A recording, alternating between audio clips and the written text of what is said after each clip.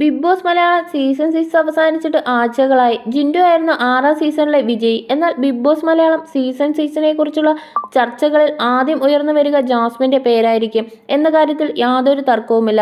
3ാം സ്ഥാനം കൊണ്ട് തൃപ്തിപ്പെടേണ്ടി വന്നിട്ടുണ്ടെങ്കിലും ഈ സീസൺ അറിയപ്പെടുന്നത് തന്നെ ജാസ്മിന്റെ പേരിലായിരിക്കും എന്നതാണ് വസ്തുത. തുടക്കം മുതൽ അവസാനം വരെ ബിഗ് ബോസ് വീട്ടിലെ ഏറ്റവും വലിയ കണ്ടന്റ് മേക്കറായിരുന്നു Jasmin. Bigg Boss Malayalam season 6 അകത്തും പുറത്തും വലിയ വിവാദങ്ങൾ കൂടി ഉണ്ടാക്കിയിരുന്നു. ഇതിന്റെ നടുവിലായിരുന്നത് ജാസ്മിൻ ആയിരുന്നു. അകത്തും പുറത്തും കടുത്ത വിമർശനങ്ങൾ നേരിടേണ്ടി വന്ന താരമാണ് ജാസ്മിൻ. സോഷ്യൽ മീഡിയയുടെ ആക്രമണങ്ങളും ജാസ്മിന് നേരിടേണ്ടി വന്നിട്ടുണ്ട്. ജാസ്മിന് പഴി കേൾക്കേണ്ടി വന്നതത്രയും ഗബ്രിയുമായുള്ള സൗഹൃദത്തിന്റെ പേരിലായിരുന്നു. ജാസ്മിന്റെ വീട്ടുകാർ പോലും ഈ വിഷയത്തിൽ എതിർപ്പ് അറിയിച്ചിരുന്നു.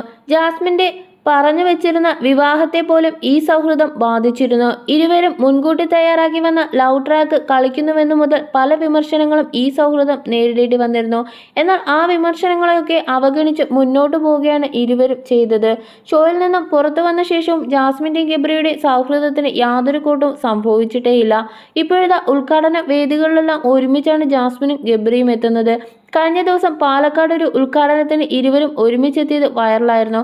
ഇതിന് പിന്നാലെ ഇപ്പോഴത്തെ ജാസ്മിന്റെ സ്വന്തം നാടായ കൊല്ലത്തും ആരാധകരുടെ ജബ്രികൾ ഒരുമിച്ചെത്തിയിരിക്കുകയാണ്.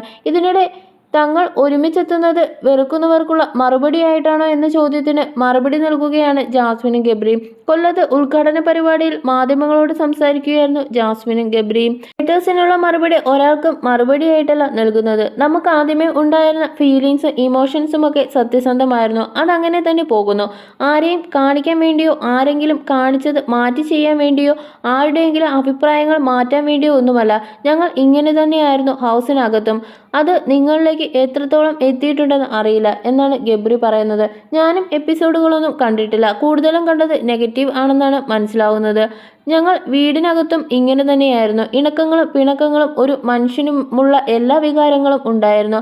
ആരോടുമുള്ള മറുപടിയല്ല. മറുപടി നൽകാനൊന്നും ആളല്ല ഞാൻ എന്നും ഗബ്രി പറയുന്നുണ്ട്. പിന്നാലെ അതേ മറുപടി തന്നെ ജാസ്മിനും നൽകുന്നുണ്ട്. ആരോടുള്ള മറുപടിയോ ആളുകൾ ഇങ്ങനെ പറയണമെന്ന് കരുതിയോ അല്ല. ഞങ്ങൾ രണ്ടുപേർക്കും അങ്ങോട്ടും ഇങ്ങോട്ടുമുള്ള സ്നേഹം സത്യസന്ധമാണ്. അത് എല്ലാ കാലവും അങ്ങനെ തന്നെ ഉണ്ടാകട്ടെ എന്ന് ആഗ്രഹിക്കുന്നു.